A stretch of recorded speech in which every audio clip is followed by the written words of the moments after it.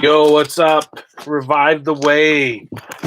Sorry about that thing earlier. I meant to go online um, for Youth for Christ, and I accidentally went on the wrong channel, and so I feel like horrible about that. But I was like, "Oops, stop, delete." Yeah, so that just happens. It's part of life, I guess. We make mistakes, so and that's what happens when I guess you're running like multiple YouTube channels all the time. So, anyway, so this is for you guys. I'm back. Here I am, and hopefully some of you guys are logging on and going to be watching as we go live right now. Hey, who's that's Caden? Yeah, Group Tube. That's Caden. How's it going, buddy? Good to see you.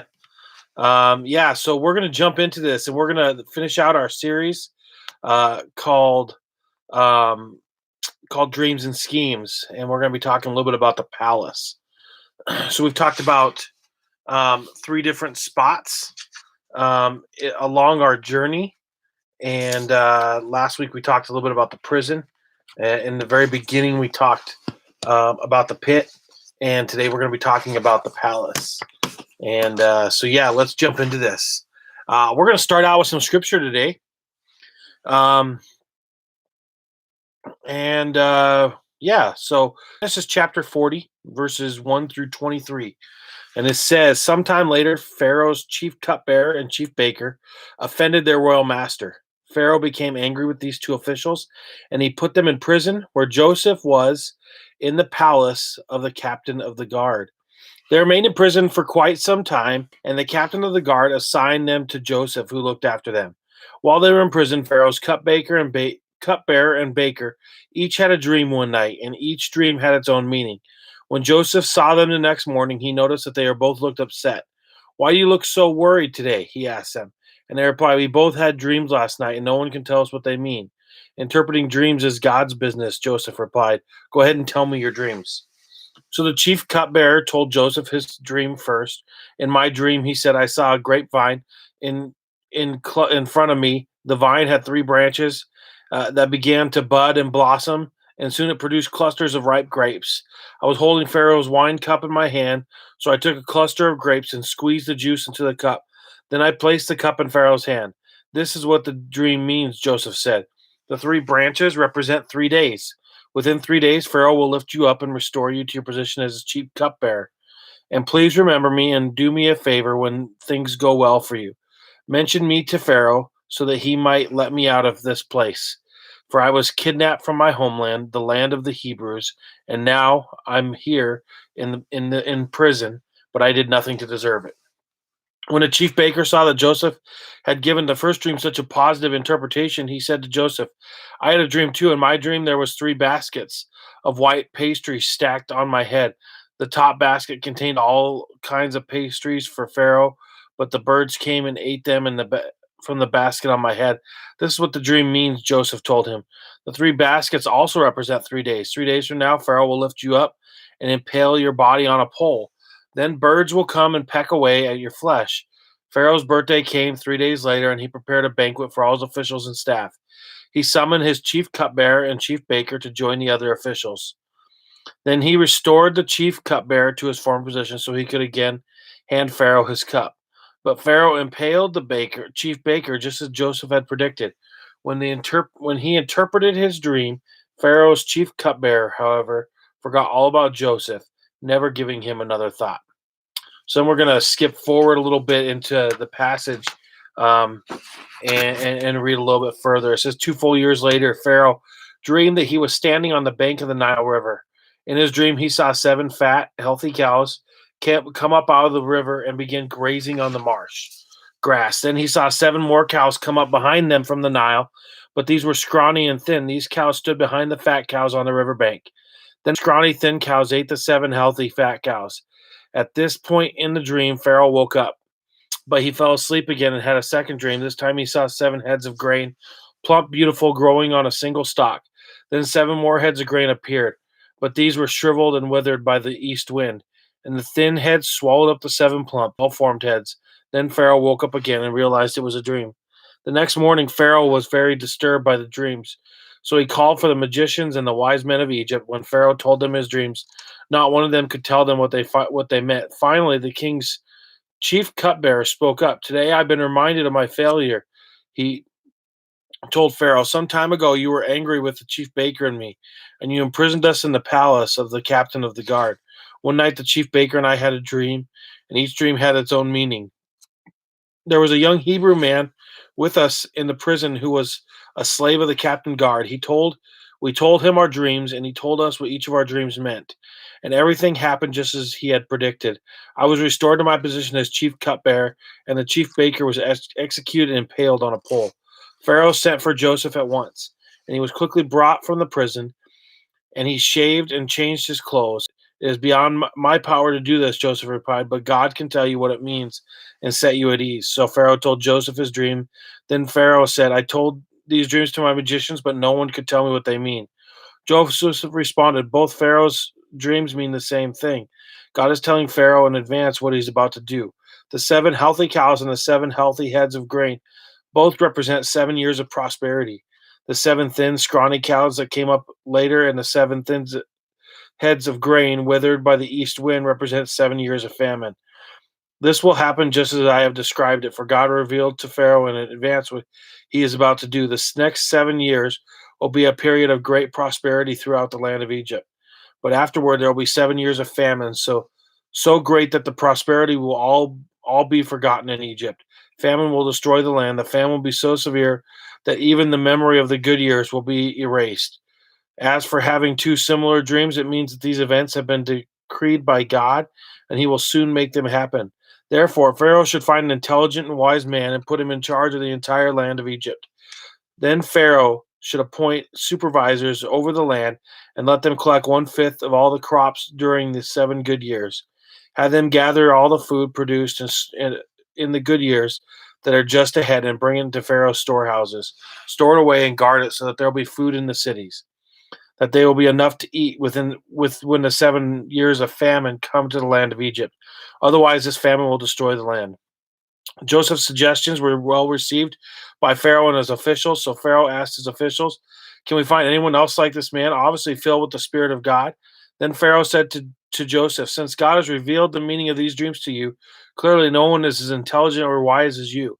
You will be in charge of my court, and all my people will take orders from you. Only I, sitting on the throne, will have rank higher than yours. Pharaoh said to Joseph, I hereby put you in charge of the entire land of Egypt. Then Pharaoh removed his signet ring from his hand and placed on Joseph's finger. He dressed him in fine linen clothing and hung a gold chain around his neck. Then he had Joseph ride in the chariot reserved for his second in command. And wherever Joseph went, the command was shouted, kneel down. So Pharaoh put Joseph at 2 years old when he began serving in the court of Pharaoh, the king of Egypt. And when Joseph left Pharaoh's presence, he inspected the entire land of Egypt. As he predicted, for 7 years, the land produced. Hello, Chase. The land produced bumper crops. During those years, Joseph gathered all the crops grown in Egypt and stored the grain from the surrounding fields in the cities. He piled up huge amounts of grain like sand on the seashore. Finally, he stopped recording records because there was too much to measure. At the last 7 years of bumper crops throughout the land of Egypt came to an end, then the 7 years of famine began, just as Joseph predicted. The famine also struck the surrounding countries throughout Egypt. There's plenty of food. Eventually, however, the famine spread throughout the land of Egypt as well. When the people cried out for Pharaoh for food, he told them, "Go to Joseph and do whatever he tells you." So, with the severe famine everywhere, Joseph opened up the storehouses and distributed grain to the Egyptians. For the famine was severe through the land of Egypt, and people from all around came to Egypt to buy grain from Joseph because the famine was severe throughout the world. So that's a lot of scripture, but it's a great story for us to look into and to dive into a little bit as we begin to talk about dreams and schemes and what it means to be in the palace. So number one is this: our plan for success looks nothing like God's plan for success. Joseph had a pretty bad decade, not just a bad week, not just a bad morning, but a bad decade. But sometimes God's promises don't look the way that we expect them to. Sometimes God's promises look more like a pit and less like a palace. Um, Here's the thing. God gives us dreams. God gives us moments in our lives, when that are meant just for us, that are a point of reference for us. And sometimes we don't see they don't seem like what they're supposed to be. They don't turn out the way we maybe imagine them to be, but the way God imagines them to be. They're what God has in store. I think about this week, and this week being the week of Easter, and how we celebrate, salvation coming to all because of Jesus. But you know what? For Jesus, I bet at the moment of the cross, it didn't really seem like a good like. We refer to it as Good Friday. I don't really see that looked like a Good Friday for him.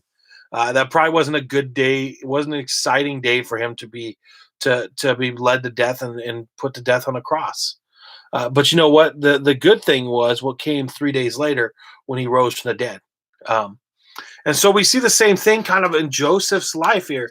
I mean, his brothers throw him into a pit. They sell him off.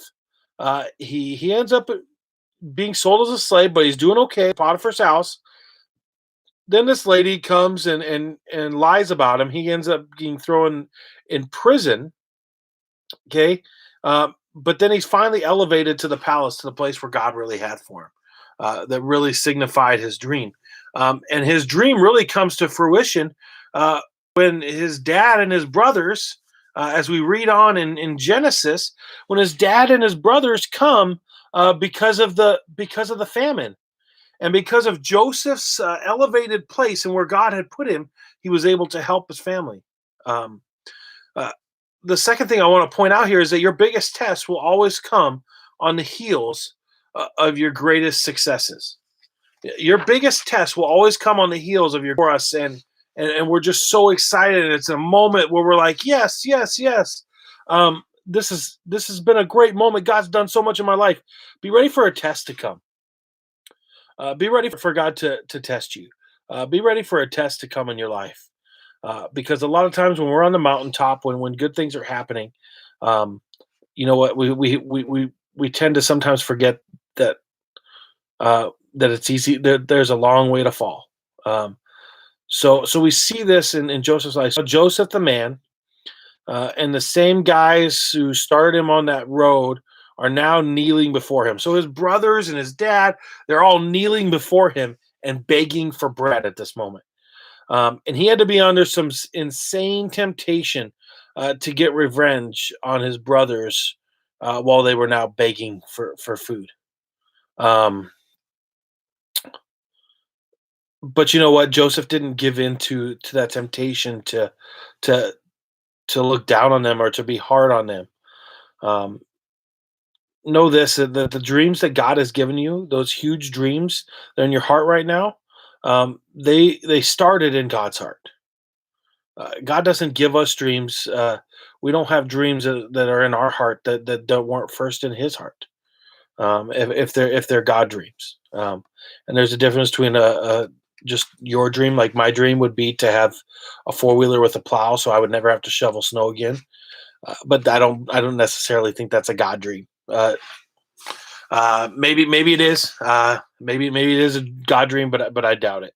I think that's more of a Brett dream. God dreams are things that we know for our future and for our lives. One of the dreams that I had in my life was to go into youth ministry. You know what, and that's has been fulfilled in my life. Maybe it wasn't the way I imagined it when I was in high school. I thought, yeah, I'll go to Bible college. I'll get this. I'll be a youth pastor at this just a huge church right away, and I'll have the spot where I want to be, and I'll just be there forever, and it'll be really cool. And you know what? It didn't turn out that way, man. I spent 9 years at a church where I had to work part time on the side just to make ends meet. But you know what? God was preparing me for the eventual role where I was going to be now, and preparing me to the place where He wanted me to go. And I don't necessarily think that those were the pit or the prison. That was the pit or the prison, that spot. But it was a spot definitely on the way to where I feel like I'm really fulfilling what God had been calling me to do in my life, and calling me, and the dream He had given me so long ago when I was just in high school. Um, and so the third thing is this that I want to point out to you guys is this: the dream isn't for you to keep. The dream is entrusted to you to give. When you're obedient, when you don't take shortcuts or cheat or try to force it to happen, when you don't use the success of your dream for yourself and for your own end, like revenge, it's at that point that the world changes. At that point that the world changes. The process of the pit and the prison positioned Joseph's heart to utilize his promise to benefit others, which helped God to trust him with the palace. Let me say that again. The process of the pit and the prison positioned Joseph's heart to utilize his promise to benefit others, which helped God to trust him with the palace. And here's the next point, guys. Is this: obedience doesn't stop when you succeed. Obedience doesn't stop when you succeed. Your position isn't for you to have a platform; it's for you to serve. Instead of cursing his brothers, Joseph blesses them. He knew he couldn't change the world while he focused on himself. Self-serving dreams will always end in disaster. But God honoring, outward-focused dreams will always lead to your destiny. Always give your haters, always give your haters brotherhood when they come begging for bread. Don't ever stop being obedient to what God has called us to do, and that's to love everyone that we come in contact with. That's what we're supposed to do. Love is the key in our lives. Love is what it's all about. Um, and my fifth thing is it. My fifth point for you guys, and my last point in this message is this: Jesus is the better Joseph. Jesus is the better Joseph. No one embraced a tougher situation than Jesus.